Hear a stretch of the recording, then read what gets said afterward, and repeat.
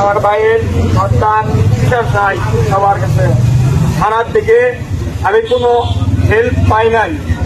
14টা দিন আমি খালি বলছি থানায়, খালি বলছে যে সে নিজে চাই, আত্মগোপনে আছে। কালকে তার লাশ আমার বাড়ির পাশে পাওয়া গেছে। কালকে রাত্রে 12টার সময় আশুলিয়া থানা থেকে এসেছে। পুলিশ বলে আগে তদন্ত হোক, তারপরে আসামি ধরা হবে। ভাই, মার্ডার কেসের আসামি এই হয়। আমাদের এই দেশে যদি পুলিশের আরো বেতনের দরকার হয়, আমরা প্রত্যেকটা পরিবার থেকে প্রত্যেকটা মানুষের প্রতি মাসে 10 টাকা করে দেবো। 18 কোটি মানুষের কত টাকা হয়, সেই টাকা আমরা পুলিশে দেব।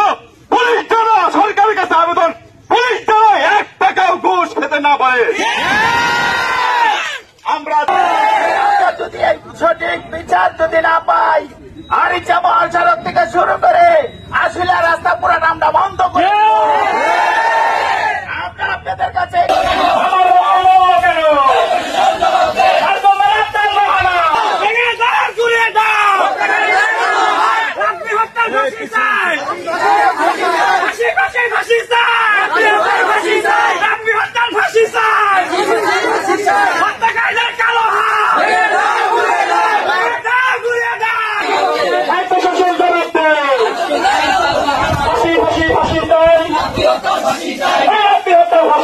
ফাঁসিদার কালো হাত ফাঁসি ফাঁসি ফাঁসি চাই, ফাঁসি ফাঁসি ফাঁসি চাই, সন্ত্রাসীদের কালো হাত, সন্ত্রাসীদের কালো হাত,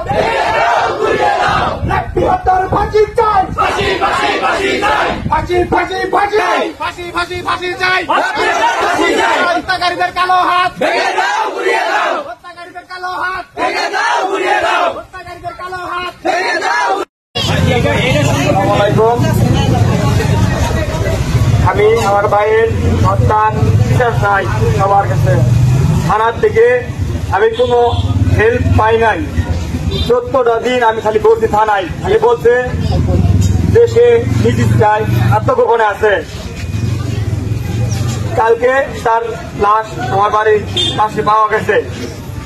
সবাই উপস্থিত আমার জনগণ ভাইরা, আসসালামু আলাইকুম। আমাদের এই খুলনা উত্তরপাড়ার যে অনাকাঙ্ক্ষিত ঘটনা ঘটে গেছে, সেই ঘটনার মধ্যে আমাদের যে অনেক পুলিশের কাছে আমরা অনেক ঘোরাঘুরি করেছি। এর আগেও যে আমরা ঘোরাঘুরি করেছি, কিন্তু আজকে 15 দিনের মাথায় 14 দিনের মাথায় সেই লাশ পাওয়া গেছে, কিন্তু পুলিশ